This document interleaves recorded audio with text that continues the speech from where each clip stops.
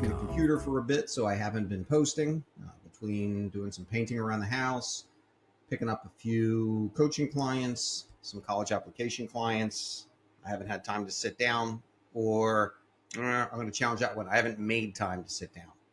Any of my former students will call me on that. Whenever they said they didn't have time to do something, I would always remind them, we always have time to do things. It's what we prioritize in our lives that we make the time for. We all have the same 24 hours. So when we say we don't have time to visit family, it's just saying there's other things that at this moment are more important than that. Maybe they aren't, but we're prioritizing them that way. So I stand corrected. I did not make time to sit down and talk with you, and I apologize for that.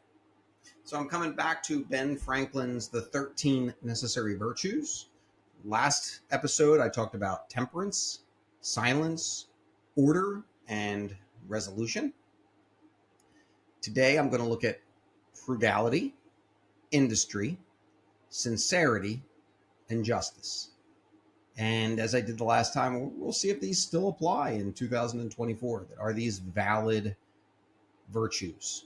We decided that the first four were. So frugality, make no expense, but to do good to others or yourself. Waste nothing. Frugality is one I know I need to work on. How many of something do we need? And we've become a throwaway society. And this isn't necessarily the consumer's fault all the time. Things are manufactured not to last. So we've been going through this in the house with many of our appliances. It seems like every time we call the repair person for an appliance, his advice just needs to be replaced. They're not built to last. It's not worth the repair price. And I'm not saying they're wrong. It's a shame. I have a refrigerator in my shed that's a backup fridge. That refrigerator is probably 25 years old. I've had two fridges in the house in the last 20 years.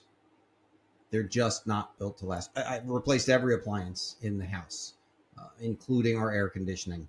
So frugality as a society, we are definitely failing on. But individually, how many purses does a person need? How many shoes does a person need? How many hats does a person need?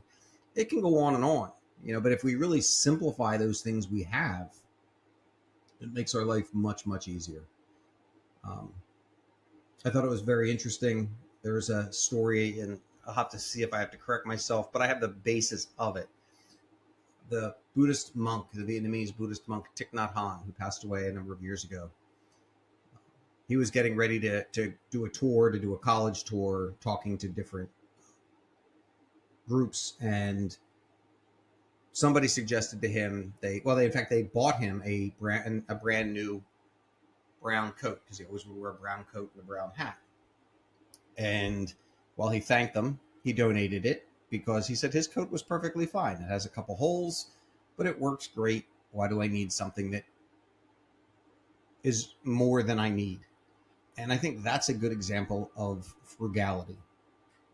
The less we waste, the less there is out there. And it's a shame we've convinced ourselves that we really don't want things to last. We want to get rid of things. We want to very quickly go through those issues. I'm trying to think of the name. I don't have it. And I think I set my phone down, let's see, somewhere else. So I'll have to get back to you. I don't have that one, and I'm sorry. But I was listening to somebody talk about, even our consumerism, the way it's been developed was calculated. The idea of when industry was built so that we needed transportation to get to work. That helped move that industry. In the notes, I'll put the name because it really will be important. I've just listened to a podcast from this gentleman, and he was wonderful. His book is called Human Team. And he talks about, we have that power tool that sits in our shed that we used once because we needed to have it. He said And then he went on through a whole thing on, we what's required to get this rechargeable power tool, and the lithium that has to be farmed or mined to get to it, and the people we put at risk that go to mine that. And then it sits, and then when we get rid of it, the people who go in to recycle some of these dangerous elements in order to sell them back to Apple to use in things that are recycled products, so they can say these are recycled products. And how much easier it would be if we just went to the person down the street who has tools and borrowed their tool. Or in fact, they might even come over and we would barter, where they would help us do what we needed and we would help them later on with something. He said the same thing with lawnmowers. You have a neighborhood and everybody mows their lawn at a different time. Wouldn't it be simple if we just had a community lawnmower? And the key word there is community, because that would then encourage us to talk to our neighbors, to spend time with each other, to get to know one another. Wouldn't that be a great thing to break down some of those barriers? So yes, frugality definitely is an applicable virtue. I don't think we're doing so well on that. And I'm including myself in the communal we. Industry: lose no time. Be always employed in something useful.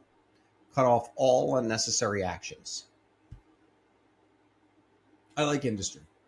And industry is one of the reasons that when I left teaching, you could say I retired, because I did it after 32 years, but I don't like to use the word retired, because I've just taken my career now in a different path, doing other things. There's a concept of ikigai in the Japanese culture, and I've mentioned that before, and it's the 8 principles that guide us through a healthy and fulfilling life. And the first one is don't retire. That doesn't necessarily mean that you have to do something that earns a living, but you have to wake up and know you have a purpose. What is my purpose for this day? What is it that I'm going to do? Maybe I do charity work. Maybe I work in a shelter. But I do something, and I have a reason to wake up. And I think that industry is a really, really good one. Again, I'm going to include myself in this we. I think we're really striking out on this one by the amount of time we spend on social media.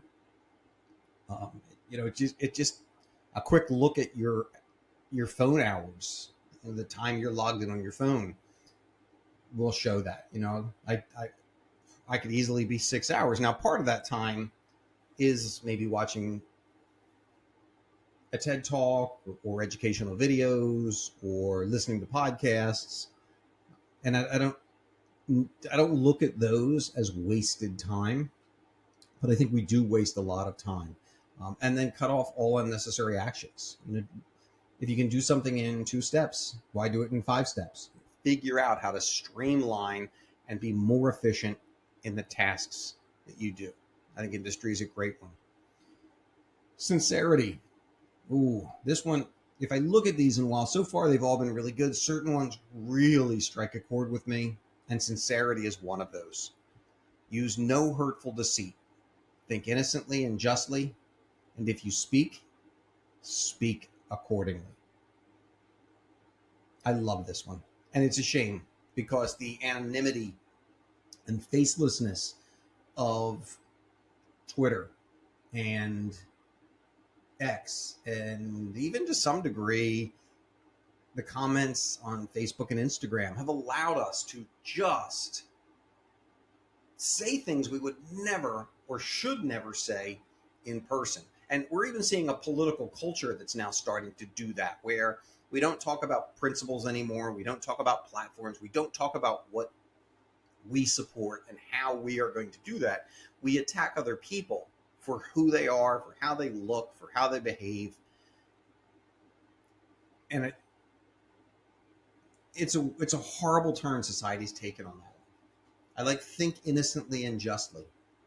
How can we look at the world and look at our actions and be sincere with our actions? Are they hurting other people? Are they benefiting other people? We can hold ourselves to a higher standard. It's one thing to say, okay, what I'm doing isn't hurting anyone, but it's another to look at your actions and say, is this benefiting people? Am I doing something for the good of the world that can help people around me? And if you speak speak in the same way. No hurtful deceit. Don't lie. Be upfront with people. Be honest with people. I think sincerity so far might be my top virtue that he's mentioned. I really think that we live in a world where we do need to be more and more sincere. And tying into sincerity is justice. Wrong none by doing injuries or omitting the benefits that are your duty. And I sort of alluded to that. I think I was getting ahead on sincerity. But can we go through a life where we don't wrong people? We don't do things that we know are hurtful to other people. We don't do things to undermine other people. Um, I thought that was one of the beautiful things to see in the Olympics these past couple days. How athletes, even it, it's one thing to see how an athlete behaves when they win, but it's more important to see how an athlete behaves when they lose, and to see some of the respect they showed and the camaraderie. To me, that's the justice aspect, that they want to win because not because someone else got hurt or not because somebody else fell. They want to win because they performed better, and how they talk about how other athletes bring out the best in them. That's the idea of not injuring anyone, and looking at the benefits from our duty, and what is our duty in this world. Obviously part of our duty is we put food on the table. But when you look at this idea of justice, and some people earning amounts of money they could never humanly spend while they have employees who can't pay the bills. Is that a balanced justice? Is it justice that we have people living in this country with no health care, who can't afford their health care, or with no housing, who can't afford to find anywhere to live? So I think justice holds very true as well. But sadly, again, I think we're slipping up a little bit on that one. So they're the 4 virtues for today. When I come back and talk to you later this week, I will close it out with moderation, cleanliness, tranquility, chastity, and humility. So I'm going to leave you today with a reading from the Daily Stoic. I have you going into that for a while. Every month has a theme for the month. So the theme for August is pragmatism. So today it says, there is always more room to maneuver than you think. Apply yourself to thinking through difficulties. Hard times can be softened, tight squeezes widened, and heavy loads made lighter for those who can apply the right pressure. And that comes from Seneca on tranquility of the mind, is where it's from. Have you ever been hopelessly losing a game that suddenly broke wide open and you won? Remember that time when you thought you were certain to fail the test, but with an all-nighter and some luck, you managed to eke out a decent score? That hunch you pursued that others would have given up on, that turned out brilliantly. It's that kind of energy and creativity, and above all, faith in yourself, that you need right now. Defeatism won't get you anywhere except defeat. But focusing your entire effort on the little bit of room, the tiny scrap of an opportunity, is your best shot. An aide to Lyndon Johnson once remarked that around the man, there was a feeling, if you did everything, you would win. Everything. Or as Marcus Aurelius put it, if it's humanly possible, you can do it. And I like that idea. The idea of, as long as you're putting in the effort, it's going to happen. And it ties back to the Dr. Joe Dispenza quote that I focused an episode on about a month ago. Believe, behave, become. You have to believe it's possible. And then once you believe it's possible, you behave in that manner. And eventually, you become that. So on that note, I'm going to sign off. I look forward to talking to you later in the week. Have a wonderful day. Thanks for stopping by the Mindful Classroom.